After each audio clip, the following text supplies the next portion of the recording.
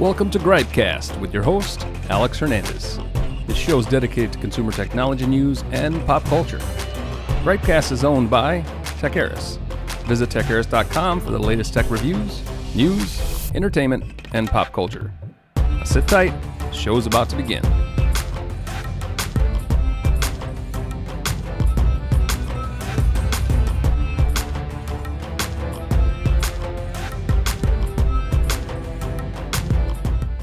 All right, welcome to the least listened to podcast on the internet. This is GripeCast episode 33, September 25th, 2024. We are back this week with another podcast for you with a little bit of a different, changing these up as I go and just kind of covering stuff that I just want to cover and hopefully entertaining you guys and hopefully informing you guys as we go along.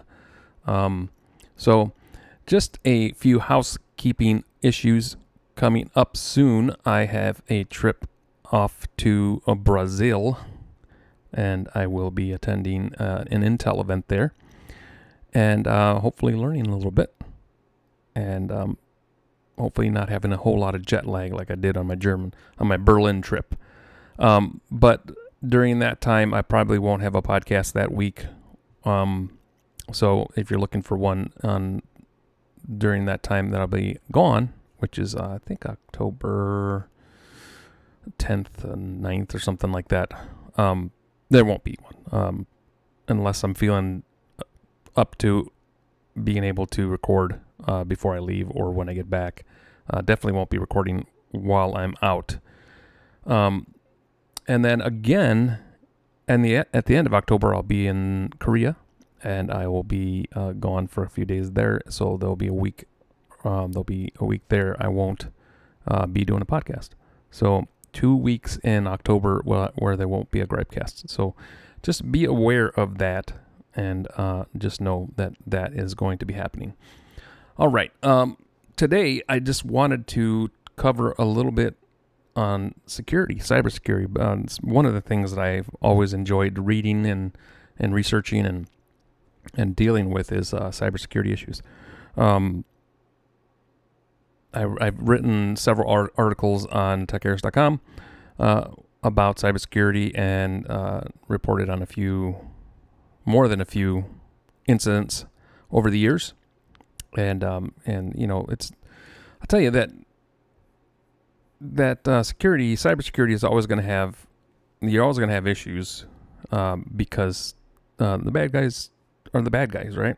So they're going to be finding ways to break into operating systems and trying to get your data and holding data for ransom, all the things that criminals do. It's part of this crazy world we live in. So today we're going to talk about two stories that came up in my feed this morning, and I found them interesting. I wanted to share them with you. We could talk about them a little bit, and then you guys can talk about them in the comments sections wherever you are. And if you're just listening to the podcast on Apple Podcasts or Spotify or any other podcast platform, and you're not commenting, then you can just listen and be informed, hopefully. And take precautions. That's the main thing. Always take precautions. Whenever you see a story on malware or viruses or anything like that, always at least do some research and make sure that you are not affected. That's at least the least you should do, and warn your friends and family. So let's jump into it. We're going to talk about, I don't know, should I start with Android or should I start with Chrome? Cracks me up about, what cracks me up about Chrome and both these, it sucks that they're both affected, but I know Google offers bounties for people to find malware or vulnerabilities on iOS and Mac, but they don't particularly like to advertise that their own operating systems are affected. And I'll tell you right now, iOS and Mac it's not like they're bulletproof. You can still get malware and you can still get malware and you can still get viruses on Mac. And it is what it is. The primary reason that Android and Windows and Chrome are usually the ones that have more incidents is the amount of users, the user base is much larger on Windows and Android. So there are more users of the operating system. Therefore, hackers and the bad guys tend to want to target that demographic because you have a larger pool, you have a better chance of accomplishing the nefarious things that they want to accomplish. So, all right, let's jump into the hacker news. We're going to start with Android. Necro Android malware found in popular camera and browser apps on Play Store. So that's a big thing that happens with Android. Often you'll find these hackers injecting the malware into apps that already exist, and then they'll put these apps up on the App Store to mimic or to fool you that it's a genuine app. So we'll start reading through the article, and then I'll give some commentary as I go along. Altered versions of legitimate Android apps associated with Spotify, WhatsApp, and Minecraft have been used to deliver a new version of a known malware loader called Necro. Kaspersky said. Kaspersky is a security company that I have some feelings about them. I pause here in my commentary. I will say that there are a lot of security. I'm air quoting security companies who could be accused of manufacturing certain things to sell their wares. So I'm not accusing anybody in this article of that, but I'm a pretty suspicious person. So while I don't like the hackers that are doing these or injecting these malwares, I also don't completely trust every security company out there. So on with the article. Kaspersky said some of the malicious apps have also been found on the Google Play Store. They have been cumulatively downloaded 11 million times. They include the Wuda Camera Nice Shot Always app. It has 10 million downloads. And the Max Browser Privacy and Security browser app. It has 1+ million downloads. So it's interesting that they used a browser that touts privacy and security as a way to inject the malware. Slick.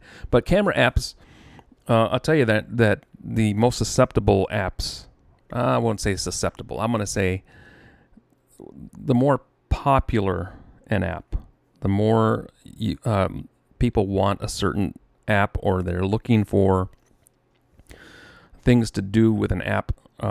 Those are the apps that you're going to find these types of malwares being injected to. Camera apps, wallpaper apps,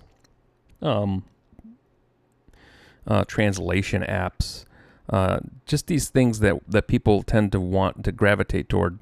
Art and drawing apps, and of course games. Those are big.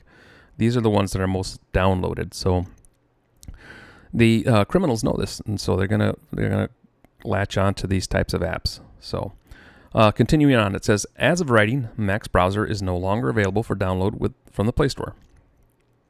Wuda Camera, on the other hand, has been updated to version 637.138 to remove the malware.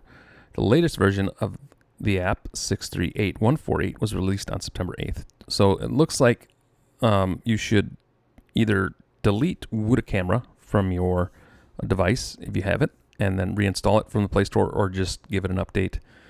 Personally, I would delete it and then reinstall the update, or excuse me, the new version.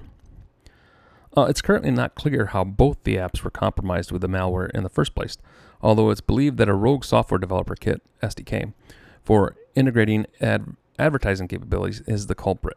And there it is. So the software developer kit is think about it as a toolbox for developers to be able to put new features in an app or just completely build an app. So it looks like this particular SDK was spread around to integrate advertising into the app, and what they ended up doing was the criminals ended up getting a hold of it and injecting the malware into the SDK. So Necro, not to be confused with a botnet of the same name, was first discovered by the Russian cybersecurity company Kaspersky in 2019, when it was hidden within a popular document scanning app called Cam Scanner. That's a matter of fact, I think I might have written about that one. We'll look that up in a second. Cam Scanner later blamed the issue on an advertisement SDK provided by a third party named AdHub that it said contained a malicious module to retrieve next-stage malware from a remote server, essentially acting as a loader for all kinds of malware onto victim devices. Again, we're talking about an SDK that was used to incorporate advertising. So, apps. People want apps to be free, right? People want everything to be free. They want my content on my website to be free. I have to run ads, and I know people use ad blockers and block my ads and do all that. And ads suck. Let's just put it that way. I would love to be able to offer a subscription-based website, but I've tried, and people aren't open to that. People don't want to pay for anything.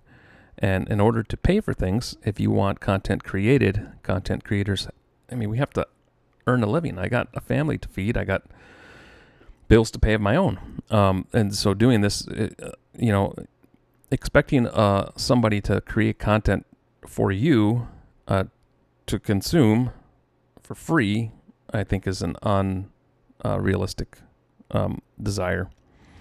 So you'll find that a lot of these app developers, they make their app and it's free, but they're trying to find ways to make money, and so they turn to some of these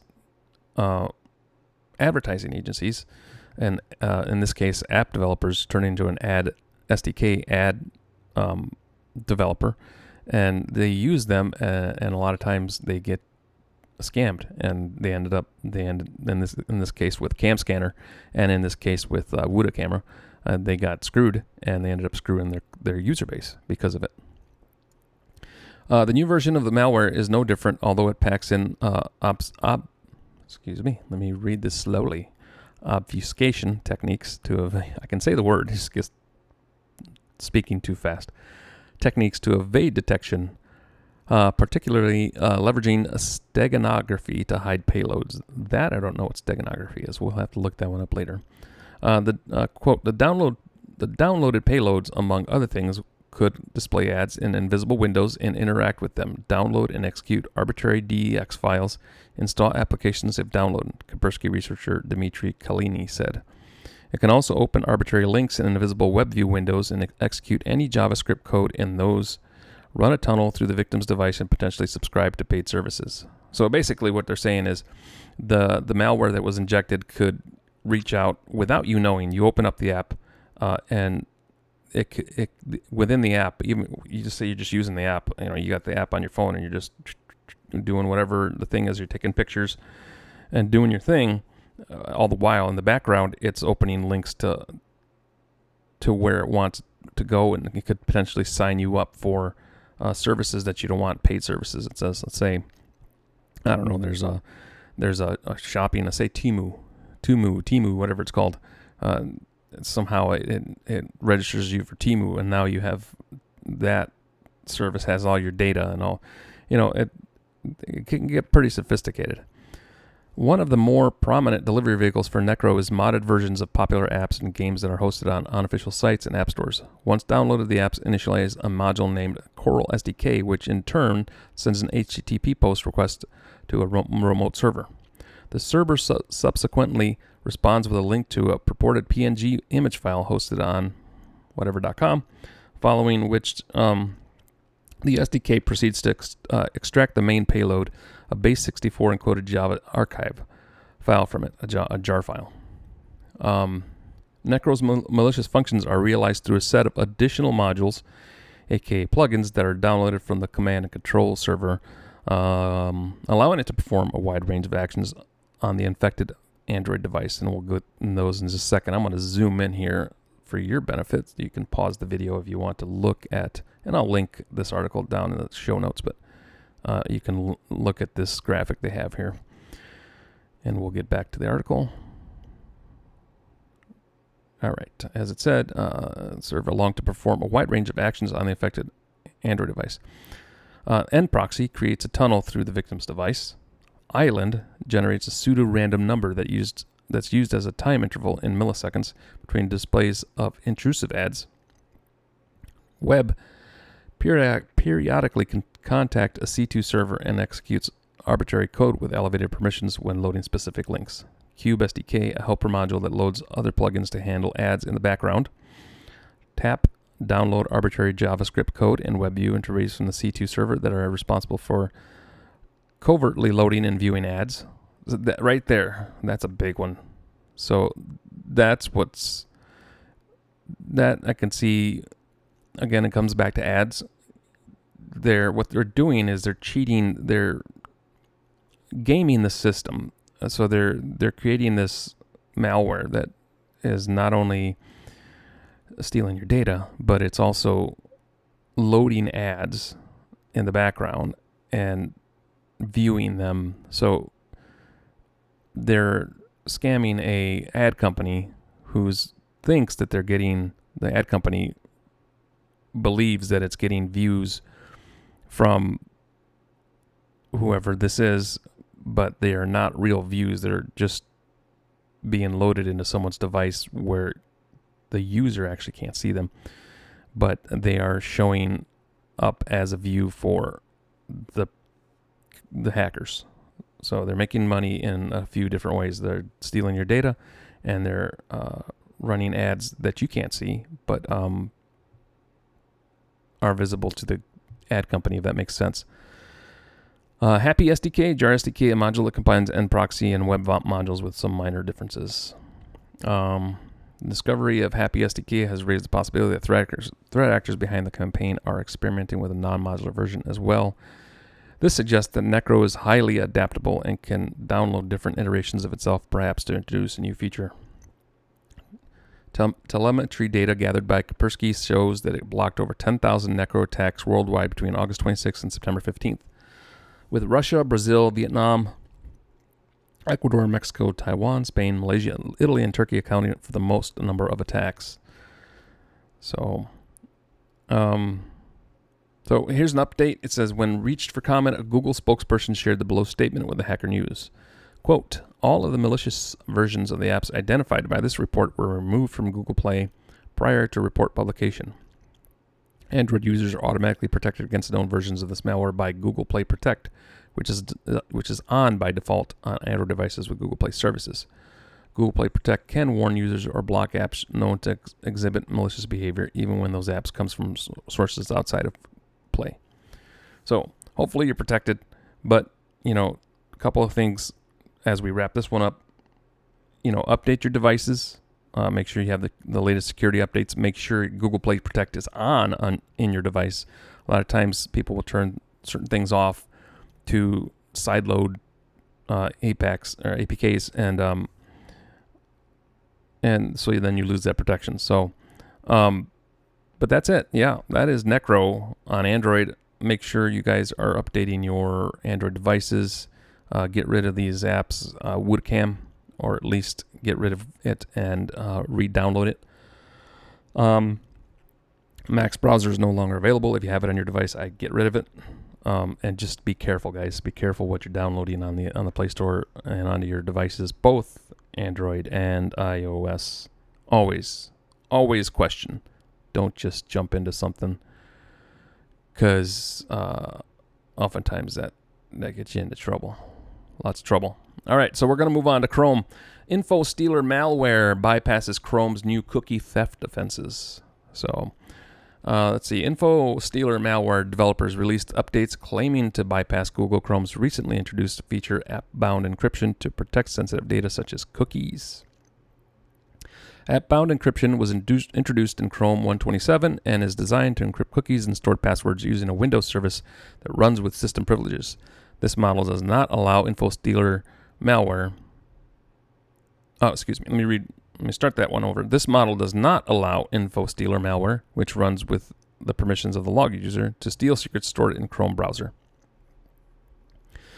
To bypass this protection, the malware would need system privileges or to inject code with Chrome, both noisy actions that are likely to trigger warnings from the security tools, said Will Harris of the Chrome security team. However, security researchers, I can't pronounce that. Security researchers Gonyak and also Russian Panda 9XX observed multiple Infostealer developers boasting that they have implemented a working bypass for their tools. And it goes on to list a whole bunch of stuff. Again, I will link this down in the show notes so you have it. And here it shows us a screenshot of Whitesnake Stealer grabbing cookies from Chrome 128. And it kind of gives you shows you what is happening in the background with this. So let's get back to the story. It appears that at least some of these claims are real. Confirmed by a Ford Bleeping computer that the latest variant of LumaStealer can bypass the encryptions feature in Chrome 129. Currently, Chrome 129 is currently the most recent version of Chrome. The researcher tested the malware on Windows 10 Pro system in a sandbox environment. And if you're not familiar with a sandbox environment, for the non-technical, is an environment where you can do this kind of security testing without affecting other computers or networked computers, kind of a safe zone, let's call it that. In terms of timing, Medusa and Whitesnake implemented their bypass mechanisms over 2 weeks ago. Luma last week and Vidar and SteelC this week.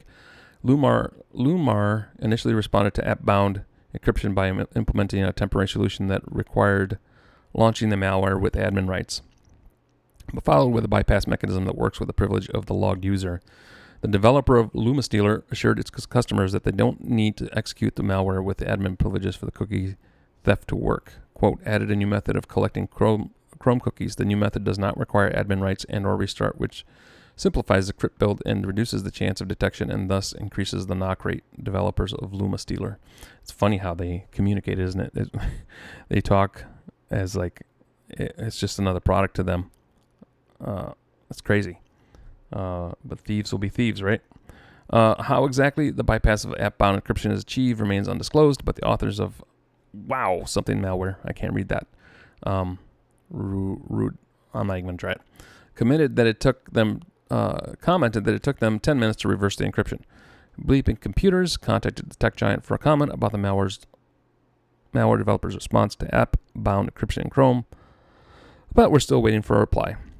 Oh, update today, update 925. Researcher Russian Panda 9 also confirmed a Bleeping Computer that Vidar and Luma are capable of retrieving cookies from the latest Chrome, as she validated through testing. So, that's an ongoing. This one's ongoing right now. There may not even be a patch yet for this one, but keep an eye on your Chrome browsers and make sure that you update as soon as possible, because I'm sure that there's going to be a patch or a security update for Chrome at some point because of this. So make sure you're watching out for these. Cookies are a big thing. They're how that's how your browser. Everything is data, right? Okay, so everything a browser does. Not everything. I might not be explaining that right, but cookies are essential to making your user experience better. Let's just put it that way. It's one of their functions. So let's say you visit my website, and let's say you go over to Techaeris.com. All right, so you're there, and it's your first time visiting, And so the site, say you've never visited Techaeris.com before. If you haven't, please do it. It's a great website. And, if you've never visited, matter of fact, make sure you read my Asus ZenBook S14 review. Just posted that yesterday. It may take upwards of 10 seconds, 5 to 10 seconds for everything to load in. So that's not very fast. So what cookies do is as you browse the website, it makes the site a little more fast, a little faster for you. So as you click on things, let's say you leave and you come back the next day, like you should. Everybody should come to Techaeris.com every day and just give me some traffic, because Google sucks. Anyway, I digress. But you come back the next day, it'll load faster because it already has the cookies that were put in place on your browser. It knows that you've been there before. Your browser knows that you've been to the site, and so it loads certain elements of the site that are kind of static or kind of just there all the time. It loads them faster, so it makes your load times faster. That's one of the benefits of cookies. And I mean, there's downfalls to cookies too. I mean, it's your data, right? So, I appreciate personally on a personal level, I appreciate everybody that visits the site and disables ad blockers and allows cookies, and does that for me, because it really does help in the performance for people and the user and the usability. But anyway, so that's why they target cookies, and they're after that kind of data. All right. Well, that, my friends, are the two stories that I have for you today. I don't really have anything else. A lot going on in the world. A lot of political stuff, and hopefully you guys can take a break from all that and just listen to me ramble on about stuff here on GripeCast.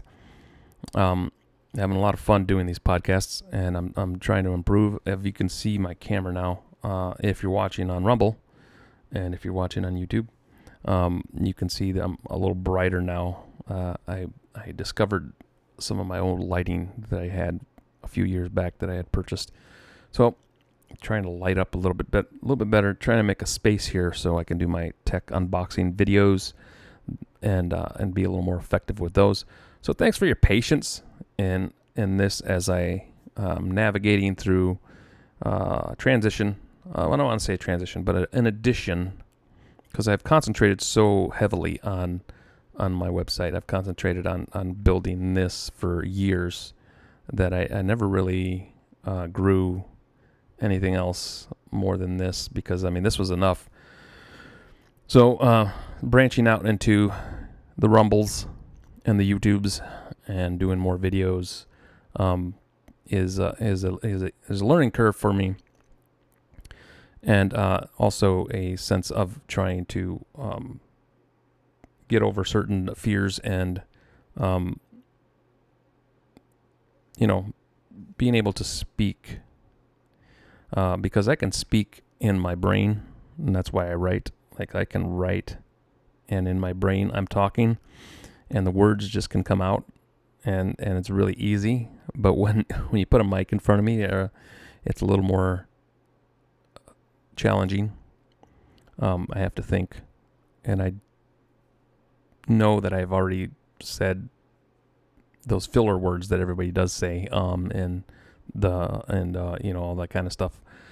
So there goes another one. I want to try to get over that, and I want to be able to be better at speaking clearly and talking through without filler words, and thinking before the words come out of my mouth. So, at any rate, I really appreciate you guys listening. Everywhere that you do listen or watch, please, if you're not subscribed to our Rumble channel, please subscribe to Rumble. Our Rumble channel, I want to grow that. We are also on Locals, so I want to grow the Locals community. There's I need to. I'm not going to lie to you guys. I need revenue. Revenue is essential for this operation to continue and to grow. And the way Google is right now, it's the ad dollars aren't there. So we're trying to find new ways to. I'm trying to find new ways to do things and trying to find new ways to monetize and grow. I need revenue in order to do what I do, and part of that is going to be at Locals. Hopefully you guys will join Locals. It's free to join, but there will be a subscription tier where you can subscribe to my content, and hopefully I can provide some other content that's worth your subscription. I'm working on that, so be patient. I appreciate you guys highly. Please like, share, comment, subscribe. Turn on notifications. I hate notifications.